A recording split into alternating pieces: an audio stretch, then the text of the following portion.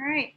Good afternoon, everyone. Welcome today to our town hall on campaign finance reform and political corruption. My name is Tisa Rodriguez. I'm the chair of the Riverside County Democratic Party. First, welcome to everyone who is joining us out there on live streaming. We're happy to have you here. If you do have questions, you can put them in social media, and we'll try to get them to our guests today. Do a few rounds of introductions. Our first person will be Liz Lavertu. She's a mother, a volunteer, the chair of the Spring Valley Community Planning Group, and she has been an active volunteer in her community for over 20 years and is now running for state assembly in order to advocate for working families and push for policies that will help shape our education, healthcare systems, and the environment. She is running for the 71st Assembly District in East County, San Diego, Idlewild, Anza, Valley Vista, Sage, and more. Our next speaker will be Liam O'Mara. He is a history professor from a working class family of laborers, the first in his family to get a college degree. He has worked as a union longshoreman, a union fry cook, and a computer nerd. He later took on a lot of student debt to finish his PhD and has taught college for 12 years and focuses on the history of ideas. Liam is the Democratic nominee for the U.S. Congressional District in the 42nd in Southwest Riverside County. Howie Klein is with us. He grew up in a working class family in Brooklyn. After college, he lived in Asia and Europe for several years, returning to the U.S. to work as a radio DJ on the first punk rock radio show in America. After founding an indie label, he served as general manager of Sire Records and president of Reprise Records. He retired from an increasingly corporatized and artist-unfriendly record business and now serves on the board of People for the American Way and is a co-founder of Blue America and is a progressive blogger under the name Down with Tyranny. First, let's go to Liz. Awesome. Hi, everyone. I'm Liz Lavertu, running for state assembly in California's 71st Assembly District. So today we're talking about campaign finance reform. And although that's something that needs to be taken care of on the federal level, I wanted to come and show my support for Liam O'Mara for Congress because I believe that he will help us get to the change that we need to see when it comes to campaign finance. So when we elect our officials to represent us, at the local level, at the state level, at the federal level, a lot of times we want to be looking at where are their biggest campaign contributions coming from? Are they from small individual donors, or are they from, super PACs, or are they from large corporations? The reason why it's important to look at these things is if they're getting small contributions from the local community, then they're truly going to be representing you as in the community. But if they're taking money from big corporations, where do you think that they're going to be beholden to? They're going to be beholden to these corporations. And even here in California, where we're a fairly progressive state and we have a Democratic supermajority in Sacramento, you can see that a lot of the things when it comes to the environment or prison reform, when it comes to affordable college or anything to do with healthcare, we're not making a lot of progress. But when we look at that and we look at who is leading us in Sacramento right now, you're going to see that they're the ones taking money from private health insurance companies. They're taking money from Core Civic, from the private prison industry. They're taking money from Chevron, and more. And so we really want to get back to electing people to represent people and not electing people who will be beholden to these large corporations. At a state level, we could look at lowering some of the campaign finance limits, but ultimately it's always going to go back to the federal level and the federal laws. So like looking at overturning Citizens United, which would be a huge step, but it's not going to be the only step needed to make sure that there is, definite change happening in our elections. If you look at, I was going to say, you can look at opensecrets.org to look at federal level candidates, and then for state candidates, you can go to the Secretary of State's website. It is a little bit more difficult. You'll have to do a little bit of research, but I can tell you that one of the reasons why I'm running for this seat is because the incumbent that I'm running against, Randy, he does take money, from large corporations. He takes them from tobacco, big oil, from, from the private prison industry. And you can really see it in the legislation that he, votes against, that he's taking money from these corporations. And he's not bringing any great policies forward to help our district either, or the people in our district. So I'm here for support, because definitely Liam needs to be elected to Congress to make sure that we can move forward with these changes for campaign finance. And, I myself, I'm a candidate who's taking small dollar donations from the community. I don't take any money from large corporations or super PACs. I want to make sure that when I'm elected, I don't feel pressured, by outside forces to do what's in their best interest and line their pockets. I want to make sure that I'm here to represent you and our community, and ensure that we have a healthy and equitable future for everyone. So I'm here for support, and I look forward to Liam and Howie. Awesome. Liam, you're next. All right, so hello again, Liam O'Meara for the 42nd Congressional District. Today we're talking about one of the reasons I got into this race, and because of that, I'm going to try really hard not to rant too much about it. But, this is also one of the reasons I never expected to be able to get into politics, not being from a wealthy family, and one of the reasons races like mine and Liz's can be so difficult. So let's start with some of the bad news, shall we? The United States today is a barely functioning democracy, with elections so badly compromised by the oligarchy that we routinely suffer large-scale voter suppression, and the American electorate is so heavily inundated by corporate propaganda that it's extremely difficult to tell what's true and what isn't. In fact, we're the most heavily propagandized population in the developed world, which is funny because the First Amendment gave us the potential to have the freest press in the world. The problem there is twofold already. First, we allow massive concentration of corporate power. In 1983, 90% of US media was controlled by 50 companies. By 2017, the number was down to 5. That's right, 5 multinational conglomerates own 90% of the media with which you interact. And all of them have interests in areas that fall into the news, which, leads in part to the second issue, the profit-seeking nature of the news itself.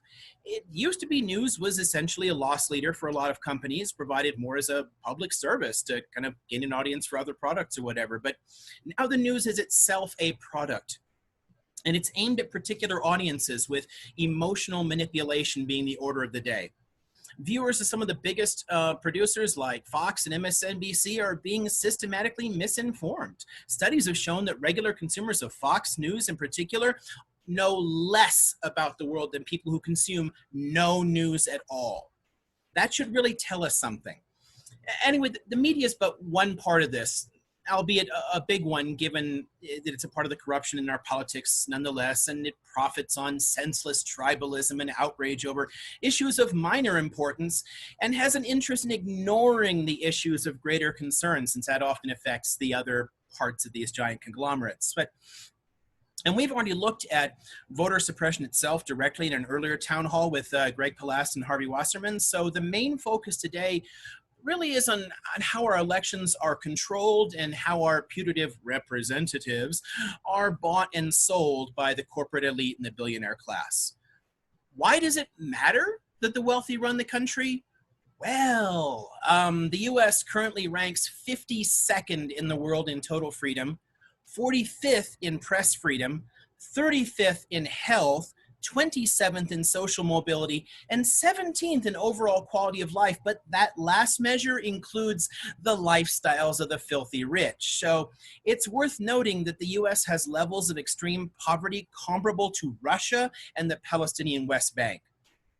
This comes of 4 decades in which every administration has passed laws that have directly harmed the middle and working classes, creating levels of inequality not seen since the 19th century. In the last 20 years, the bottom 50% of Americans have lost $1 trillion in wealth, and all gains since the 2008 recovery have gone to the top 10%. We're being screwed, and campaign finance is at the heart of it. Since this campaign began, I've often joked that members of Congress ought to be forced to wear NASCAR-style jackets on the floor of the House and the Senate, showing the American people who really owns them. That ownership comes from a campaign system which has grown absurdly expensive and which is therefore financed in the main by corporate donors and super PACs set up by the rich. It did not have to be this way. Heck, this country had an oligarchy in charge from the start by design. In the first 50 years, the Republic had a whopping 5% of the population could vote. And for our first 66 years, members of Congress didn't even have a regular salary, leaving the privilege of serving open only to the idle rich, people who could afford to take time off to meet in DC. But since the Jackson era and the rise of populist politics, we've steadily expanded the franchise and made politics accessible to more and more people, at least for a while. One turning point came in the election of 1896, here's me being a historian, which pitted Wall Street darling and rabid imperialist William McKinley against populist firebrand William Jennings Bryan. The latter based his campaign on leaving the gold standard, which would have helped debt-ridden farmers and working people all across the country. The rich, the only people who truly benefited from the gold standard, dumped an unprecedented amount of cash into the McKinley campaign, and thus was modern politics born. Since then, the amount of corporate cash in our elections has steadily increased. The result has been catastrophic. From Jackson to Bryan to FDR to LBJ, the Democratic Party tried to speak for the working class and the common man. Was it often racist as hell? Oh yeah, and thankfully we've made progress on that front. But a lot of that progress has actually come at the expense of the emphasis on working class people. In the 1970s, the Democratic Party consciously realigned politics around a progressive middle-class youth vote and the educated professional classes. This has let it take a stand for LGBT Americans, for ethnic minorities and the like, but it's taken off the table some of the most important issues facing us, like systemic corruption on Wall Street, the neo-imperialist war machine, trade deals which harm the American worker, to say nothing of the wholesale abandonment of the war on poverty. So we established salaries for Congress so that ordinary people could hold office and then steadily raise the cost of running for office, thus keeping working people out of the mix and ensuring a wide range of regressive policies that would steal our wealth and freedom and turn the country over to billionaires. These days, it's almost become a tired cliche, particularly among independents, that there's little separating Democrats and Republicans. That's not exactly true, of course. I mean, the GOP continues to be far more regressive, far more corrupt, and far more willing to eliminate our civil rights in favor of a militaristic police state. But Democrats have, by and large, and since the rise of the DLC and the New Democrats in the 1970s, been suckling at the same corporate teat as the Republicans, with the result that policies which combat poverty and help working Americans have been steadily abandoned. It actually took a Democrat, Clinton, to massively deregulate the economy for Wall Street, break the welfare system here, and create a school-to-prison pipeline. These days, the number of people on food stamps has shot way up, extreme poverty is steadily growing, and again, this is, mind you, before the pandemic, and the U.S. incarcerates more people in both relative and absolute terms than any society in human history. We have essentially built a system which keeps people working menial jobs and struggling to get by, or throws them into prison. And all of this is tied into political corruption and the corporate control of our elections. Bill after bill, which gets out of committee and into law, helps the rich and harms the middle and working classes. These days, a huge part of our legislation isn't even written by the so-called legislators we've elected. They're written by corporate lobbyists and handed over to the lawmakers along with fat bribes. Hell, we have a lot of people in Congress who don't even read the bills on which they're voting. And oftentimes the committees want it that way, releasing drafts just before it's time to vote. And we have an incumbent here in the 42nd who in 28 years has authored almost no legislation. I mean, sure, we get the occasional renaming of a post office or something, but what has he put forward that has actually helped people in the Inland Empire? I think that Howie's going to talk a bit about my incumbent as well, Crooked Ken Calvert, but I'd like to close out my segment here by making a few observations. First, This is a Congress critter who is 98% funded by corporations and wealthy PACs. That's right, just 2% of his donations come from actual voters in this country, and not all of those are from this district. Second, he has shown up on lists of the top 10 most corrupt members of Congress on account of the earmarks for wealthy contributors that he keeps slipping in, and on his shameless self-enrichment through property deals. When Fox News actually runs a segment talking about how crooked a member of the GOP is, we all ought to pay attention. Hell, this is a sitting member of Congress who was actually investigated by the FBI for his corrupt deals, yet voters keep sending him back because the $1 million he takes in corporate cash each time, they buy a lot of airtime. And the media itself seldom talks about him and the problems with him. We have a representative who consciously chooses to represent the military-industrial complex, land developers, and Wall Street, not us. He hasn't had a town hall in over a decade. His office staff hang up on constituents, and he never responds to social media questions. He doesn't care what you think because he works for the oligarchy, not for the American people. And I think it's time the 42nd had a representative who believes in a government of the people, by the people, and for the people. I believe we need to elect a Congress of people running on clean money pledges, and with their help, ban outright the corporate lobbying that has poisoned our politics. I believe we need to move to a comprehensive system of public financing of elections, which would allow ordinary people all across this great country to step up and run for office because they want to serve the American people, not the billionaires. I believe we need to get rid of the toothless and useless Federal Election Commission and create something like the Federal Election Administration proposed by Russ Feingold and John McCain, which would impose actual criminal penalties for campaign finance violations. And I believe we need a lifetime lobbying ban for past members of Congress to break the revolving door between business and government, which has been corrupting our legislative process. Your Congress member should be chosen based on their policies, their character, and their commitment to public service, not based on how many rich palms they can grease and how much cash they can pull in from the billionaires and millionaires.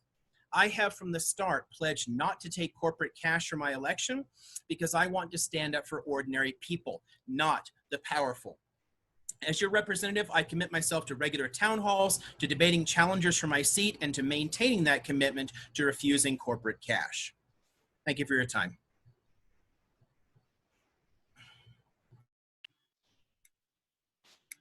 All right, Howie, you're next. Hi. So my job at Blue America is to get to know candidates. And by know, I mean we want to know what they're going to be like when they get into Congress. We've had we've had candidates who have won their elections with our help and then have gone on to Congress and just become as bad as any Republican. And then it costs us a lot of money to try to, get them out of Congress again. We actually had an experience like that where we had to spend $250,000 trying to defeat someone who lied to us.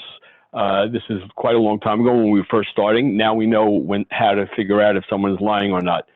But the reason that we endorsed Liam and why we stand by him as strongly as we do, you just heard.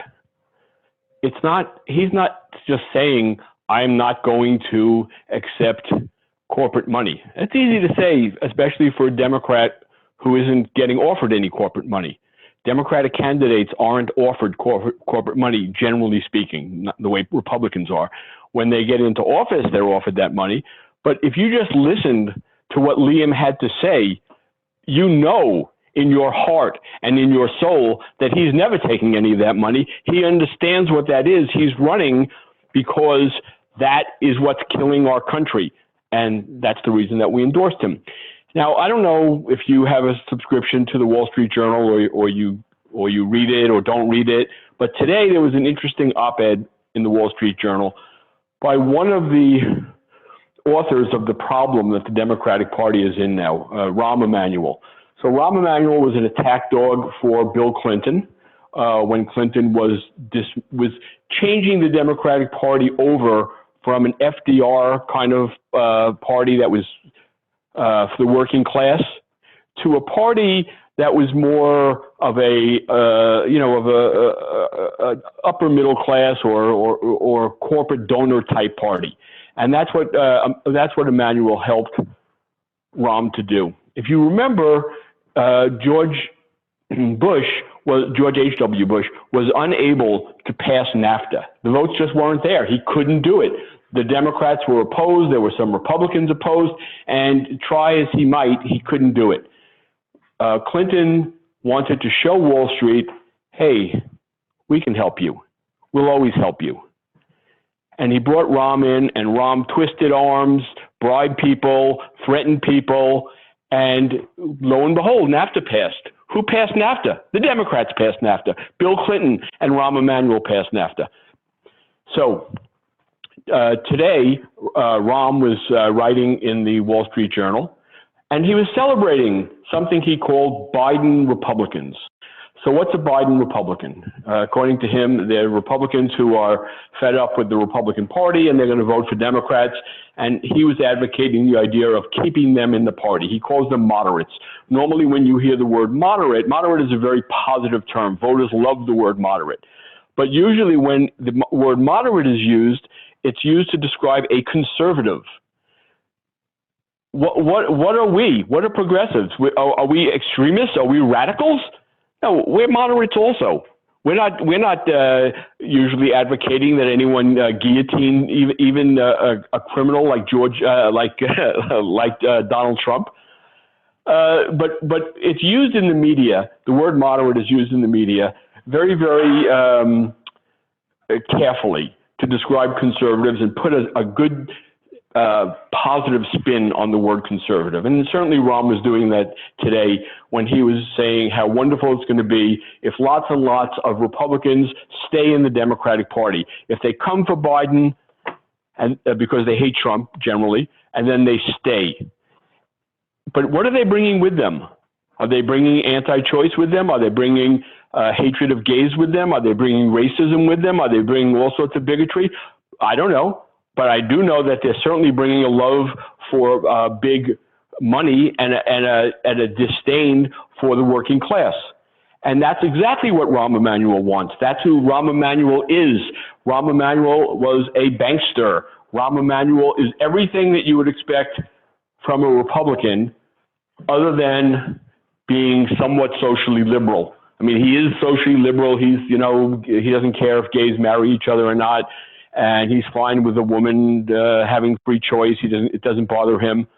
But when it comes to anything economic, when it comes to anything financial, Rahm Emanuel and other Democrats from the Republican wing of the Democratic Party, they're Republicans at that moment, at that time, and that's a very important time. I know that we will never ever have to call up Liam O'Mara and say to him, how come you're voting with the Republicans on this really important bill about regulating banks? What's happening there?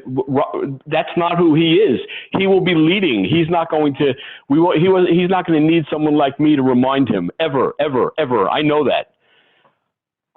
He's running against someone who has had undeserved support in Riverside County. Ken Calvert hasn't done anything for Riverside County. He's just a Republican, and people vote for him because he's a Republican, and they identify as a Republican for various reasons. From the very, very first moment, Calvert showed his colors. He's a really, really corrupt guy. He's so corrupt that Fox News, looking for a corrupt member of Congress, and there are lots of them, believe me, more than half of them are corrupt. They wanted to find someone who is indisputably corrupt, someone who is like you could just do a 30-minute TV show on. They got one of their stars, Mike Wallace, to host the show. And who did they pick as the most corrupt person they could find? Ken Calvert, the congressman from Riverside County. And even before that, even before Fox did a special on his corruption, and that was financial corruption. He had already been caught by the police in Corona with his pants around his ankle and the head of a heroin-addicted young woman in his lap, and then tried to run away from the police. He has a record. That's his record. That's who he is. It's not so much that I'm talking about one instance. I'm talking about who this man is, who this member of Congress is. He doesn't stand for anything except going along to get along, feathering his own nest, and that is the person that Liam O'Mara is running against. You want to talk about corruption? You're not going to find worse corruption anywhere than Ken Calvert. And everyone knows it. Everyone in Congress knows he's for sale. So when Liam talks about not taking money from lobbyists and not taking money, corporate lobbyists, and not taking money from super PACs, they have their candidate, and that candidate is Ken Calvert. And that's what makes this, that's what's wrong with this country now. Now, going back to what Ram said today about Democrats being joined by these so-called Biden Republicans. For Liam to win his race, he's going to need independents, lots of independents, even some moderate Republicans. But I don't see Liam trying to appeal to these people by going Republican light, which is what the DCCC, Ram's old organization, the DCCC, that's what they want. They want their candidates to go Republican light, to talk about Republican-type issues in a softer, gentler way. But that isn't what Liam is doing. What Liam is doing is talking about progressive issues, kitchen table economic issues that help working and middle-class families. And he's talking about those issues in a way that anyone can understand. He talks about Medicare for all, talks about the Green New Deal in a way that's important for people when they're struggling. So even before COVID-19 pandemic, people are struggling. Those are the people that Liam is addressing, and he's addressing them from a progressive perspective, not from a Republican light perspective. So I haven't been watching the clock, and I was telling Liam that I have no sense of time when I'm having a good time. So I don't know if I've been talking too long or too much and not giving enough time to everybody else. But let me just say that I'll leave it off there and leave it to our audience to ask questions. All right, I just want to remind everyone really quickly that the opinions expressed today are the opinions of the individual speakers. So if you have questions, we'll make sure that we direct them accordingly so they can... People always say that after I speak. Yeah, so one thing I just want to touch on before we get into the next subject is we've had a couple of comments about working class America, about some of the different... So I want to take it out of when we think about campaign finance, we tend to take it out of the lens of the world we live in and allow people to assume what that is. So I just want to really quick allow you guys to kind of touch on this a little bit. Working class America is not a monolith. So when we talk about working class America, we're talking about a wide variety of people, a great many of whom are not even typically offered corporate money when they run for office. Women tend to raise more money. There was a huge study that NPR and others did in 2018 that showed exactly how much more money is not offered to women. LGBTQ candidates have an uphill climb, and a lot of our different racially diverse backgrounds. So a lot of this is kind of tinged together with the way we think of what a traditional candidate looks like. You must have this views, this thing, vote this way, this thing. Can we talk just for a second about kind of where that fits in? The inequalities of you kind of do what we say, and if you're different, it's, you have a bit more of an uphill climb.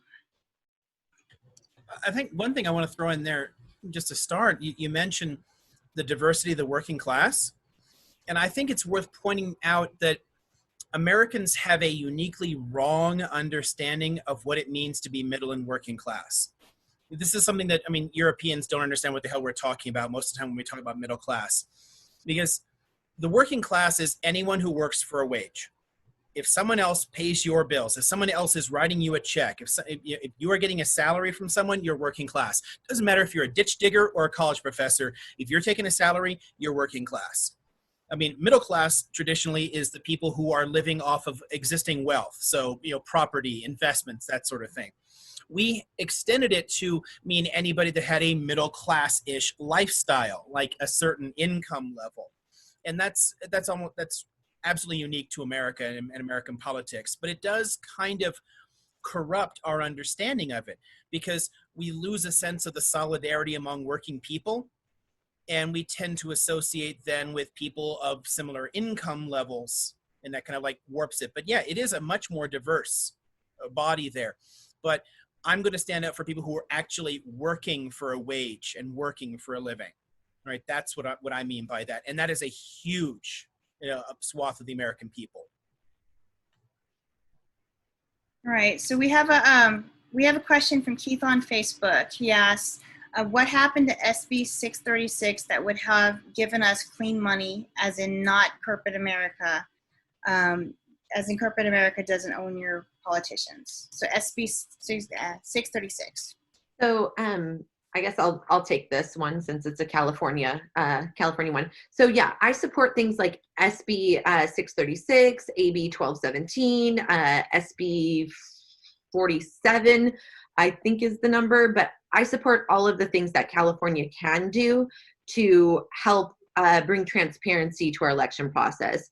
Having the larger ad disclosures on the bottom, when you're watching the TV, and, spelling out the top contributors and making the print be larger and stay on the screen longer, so you really know who's pushing these propositions or these candidates, ensuring that when we get our ballot statements in the mail, when it's talking about the propositions, that we see who are the biggest donors for and against these things, because a lot of times you'll be looking at a proposition and the wording gets so confusing and it gets so twisted in social media and the news, you don't know how to vote on a proposition. And sometimes people just leave it blank, or sometimes people vote and find out later that they meant to vote the opposite way. So, knowing that, like, if there's a proposition to, I'm making this up, so just mind you, I'm going to make this up. But if there's a proposition to like ban fracking, and like there's all this, like money going into ads against it, knowing who is against it, so it would say like, oh, it's this oil industry or that oil industry, and it will definitely help us make better decisions as voters. So I do agree, that there are things that we can do as a state and things that I will push, but the bigger picture, the core root of the problem has to be dealt with at a federal level. I hope that answers your question, Keith, and if not, message me on Facebook. We'll chat. I'm sorry, go ahead.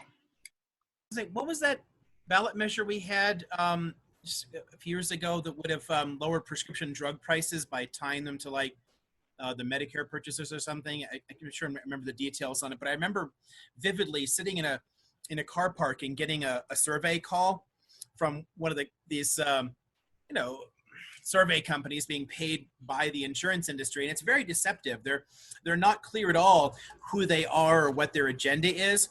And about halfway through it, the questions start getting more and more leading, trying to push you to vote against this. And it would have lowered all of our prescription drug costs, but it's done in a way to basically snooker you. And there's no transparency on that at all. We need to know who is funding that crap. When they call you in the first place, it needs to say, hi, I'm calling with a survey and I'm being paid by such and such a pharmaceutical company. And then we get to choose whether or not we're going to waste our time even listening to that propaganda. But right now there's so little transparency in that. And I think that's one of the few things that California, for example, could do, because it does affect directly our ballot measures. But as Liz keeps saying, so much of the actual finance system has to be changed in Washington. So let's just play pretend for a second. Let's say the most efficient version of McCain-Feingold gets through, and we've taken out a lot of these corporate ideas. What's the alternative? What is the ideal way that we have candidates raise money? What's your vision for that? I mean, for me, it's a comprehensive system of public financing of elections, and you can base that on small dollar contributions. So basically, it's matching. So if, I don't know, Liz sends me $10, the federal government sends me $20. So it's based upon your ability to raise from ordinary people, but it's supplemented by federal dollars because so much of campaigning is so expensive now. But I would want to put the emphasis on actual outreach to people, to ordinary voters. And if you set it up that way, you're incentivizing that. I have an interest in talking to as many ordinary people as possible and trying to raise money from them and not from the corporations, because then it gets those federal matching dollars. But I think we need to ban the corporate cash and instead use public dollars to supplement small dollar contributions. It honestly doesn't make sense for corporations to be able to buy politicians.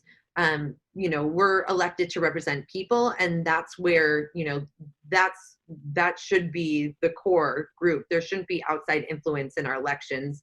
The more outside influence there is, the deeper we get into, where people's living wages aren't met, where people's health care isn't met, where our environment is being destroyed.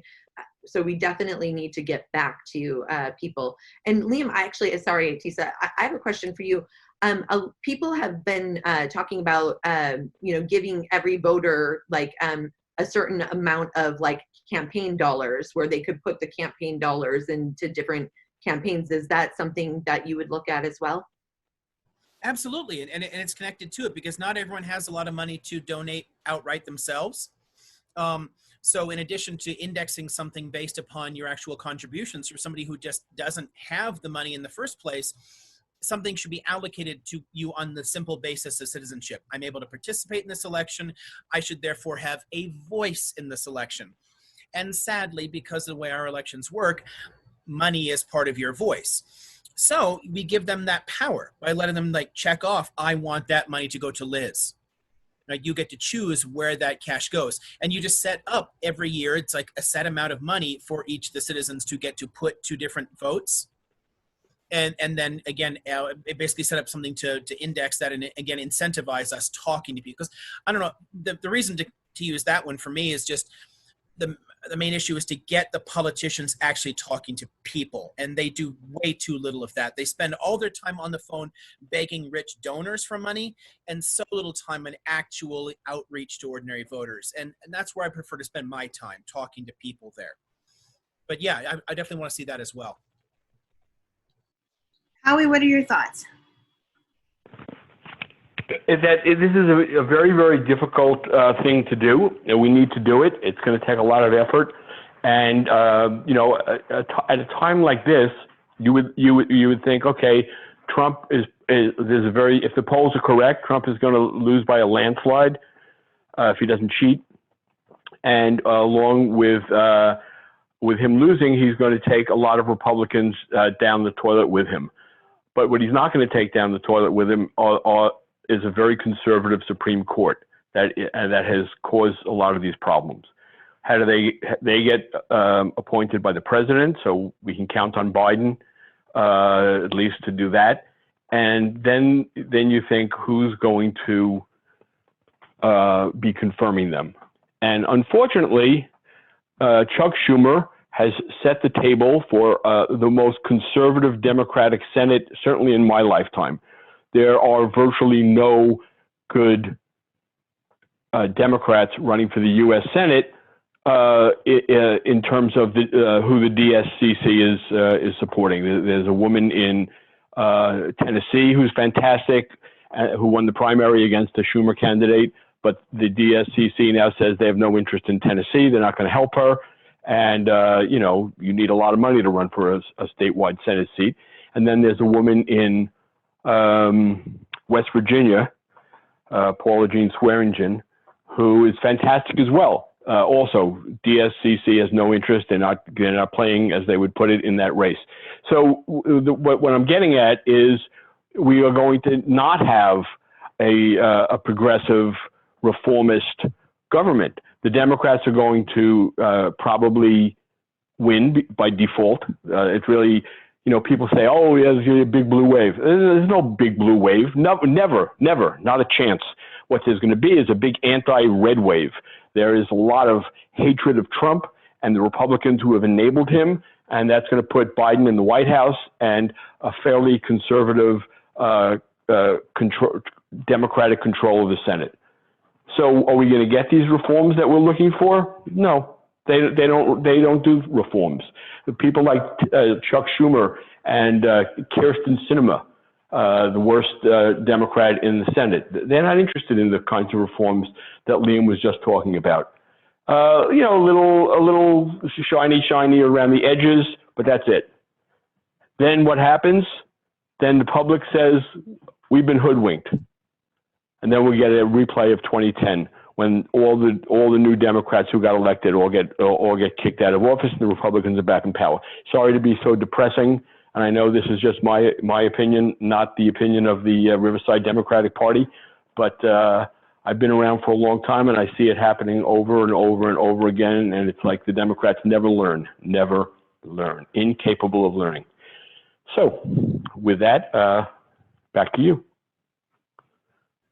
Yeah, I think the trick there really, some responsibility does have to fall down to the voters, and some of it really does come to primaries and putting people in. And as hard as it is, if enough of us do manage to step up and we fund enough good, clean candidates, I mean, it's not like that has to last forever. If we can elect 200 progressive members of Congress, that gives them enough power to sway enough of the others, and we can get through significant reforms. But it takes people stumping up the price of a coffee a month, the candidates that they like, and doing that consistently in races around the country. If we can do that, if we can put in the Paula Jean Swearinges of the world and the Liam O'Mara's, and actually get the progressive Congress that we need, then we can actually pass the laws that would make it easier for everyone else to run, and we can all kind of relax, and we can use things like the mechanism that Liz mentioned. We can have federal matching dollars, and we don't have to deal with this kind of corruption. If you're counting on the existing establishment power structures voting against their own interests and cutting themselves off from that money, you're always going to be disappointed. They're not going to do it. They enough of them have to be replaced in order to pull that off. And one great way to do that is to knock off some of these Republicans with some progressives as well, too. All right. So Albia asked, can you name some examples of places where clean money systems and clean money candidates have worked? Certainly there's some cities around California and some other places, but where are some locations and some examples? A current candidate for city council who used to be the mayor of Richmond here in California, Gail McLaughlin, did not take any corporate money whatsoever and raised funds grassroots and went after Chevron, who was the biggest polluter in her community, and won. There's a few other environmental things that she wants to take care of in the city, and so she's running for city council again this cycle. So it is possible, but it is a grassroots effort, and it means that instead of having a handful of volunteers, you need a bigger handful of volunteers.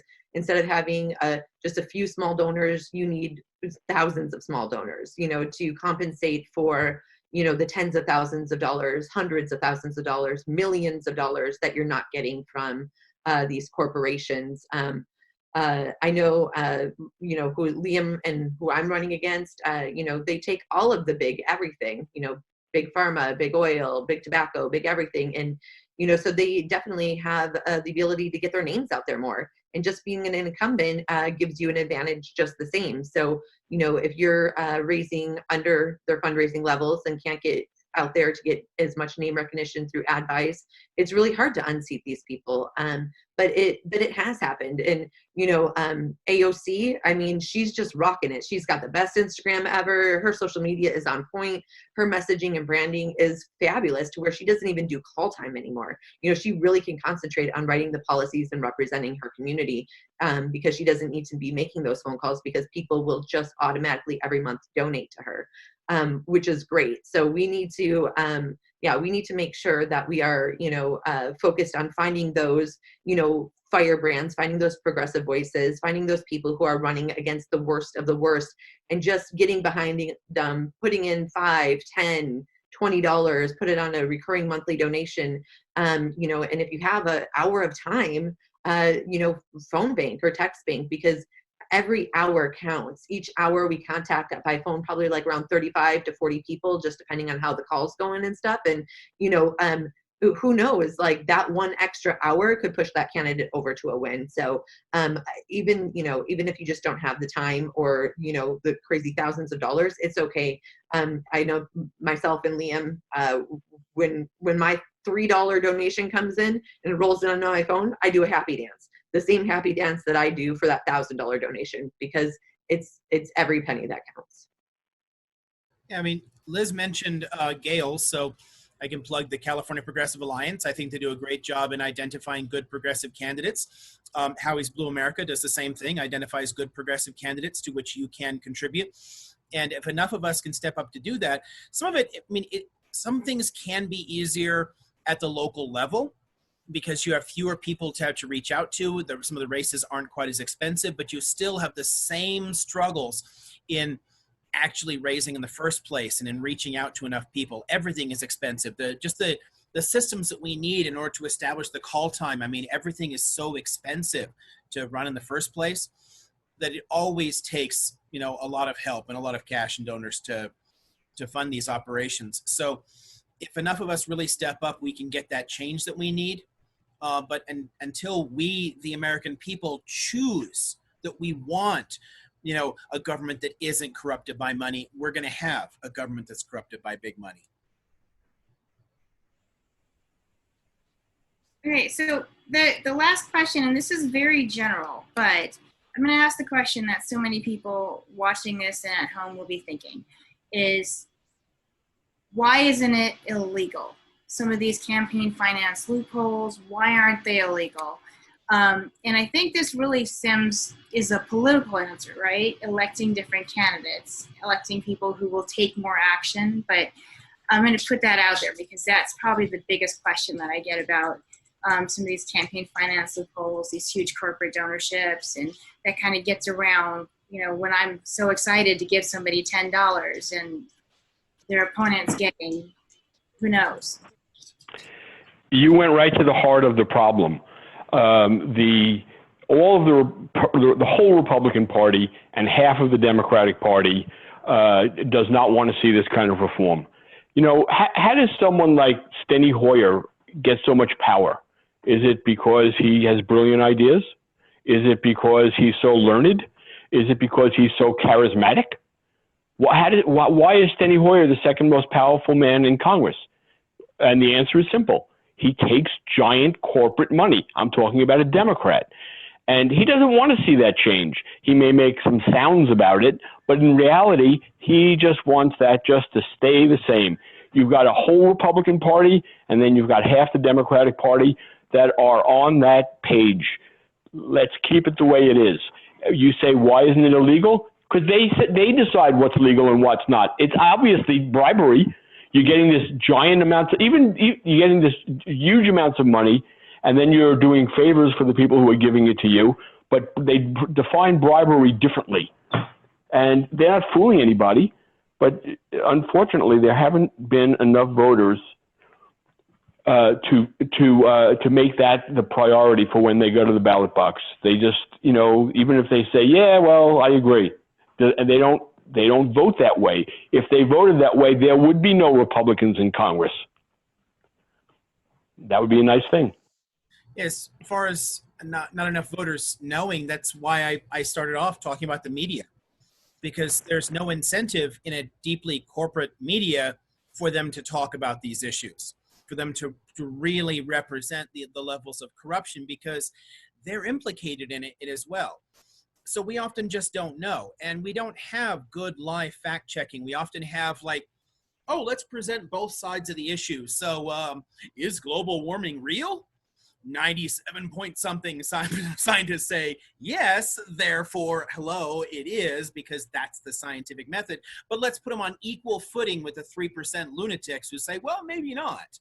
And that's being fair and balanced? No, it's not. The media is not bothering to present actual factual information to us. It's not really, they're not really incentivized to do it anymore. I mean, okay, so Howie's bringing up the Democrats here a lot, so, and I'll point back. I mean, the first election I was involved in the primaries was 92. It was Bill Clinton's.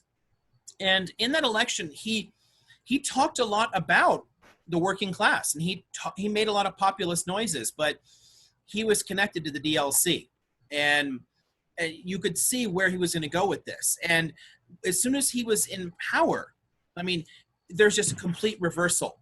You know, he said one thing and did another. And too many of our politicians do that. That's too much the norm. And we no longer have a media that really holds people accountable, that points this stuff out, that lets us know how that works, because they have no real incentive to do so. We need to demand that the people who say that they're going to represent the people actually represent the people. And the main way to do that is to get the money out of the game completely. So it gets back to, like Tiza saying, ultimately the answer is political. We do have to put in 200 clean money candidates so they can sway enough of the others to actually get anything done. I mean, we have what, 4 squad members, soon to have a couple more with, like, you know, Jamal Bowman and whatever. I mean, like, so we'll have like 6 squad members at least. We need 200. All right. And we can get there. I mean, the fact that we're actually getting clean money people at the federal level is remarkable. I mean, it's a real sign that things are changing, and that the more the youth are waking up to just how bad things are. But, you know, more of us really have to step up.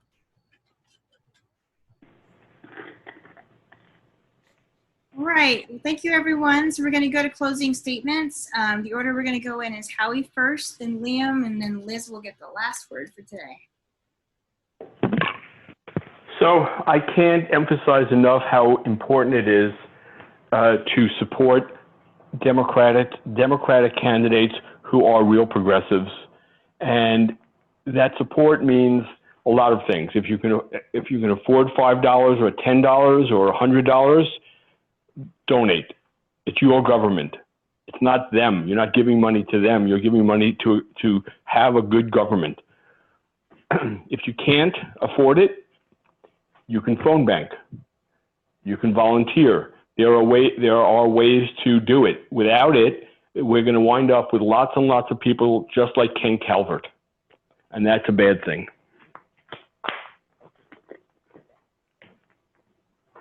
And who's next? Liam.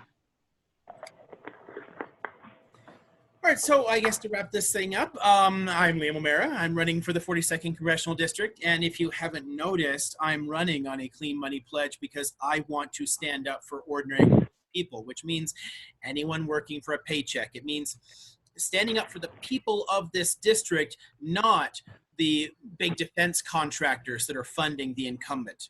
And they're funding him because of the earmarks that he's writing in. Our money, public money, is being siphoned off to corporations. You know, and this corporate welfare is hurting all of us. It is tearing the entire country down. We need to spend that money on ordinary people. We need to actually help ordinary Americans, especially given we're now in a depression. We need to be able to recover, and that means money in our pockets, not in the pocket of, you know, Northrop Grumman or Lockheed Martin. So, yeah. Liam for the 42nd. I'll pass it on to Liz. Awesome. Hi, everyone. Again, thank you so much for joining us this week. I am Liz Lavertu, candidate for State Assembly in California's 71st Assembly District, which is East County, San Diego, and the southwest part of Riverside County. Yes, when elected, I will do everything in my power at the state level to ensure that there is more transparency in our elections and that we know where the candidates and the propositions are getting support and money from. But ultimately, I look to Liam and hope that he wins this to ensure that we get another voice in Congress to push complete reform of our campaign finances. But if like Howie said, and thank you so much, look for those grassroots progressive candidates, the ones that are running against the special interest group, incumbents. And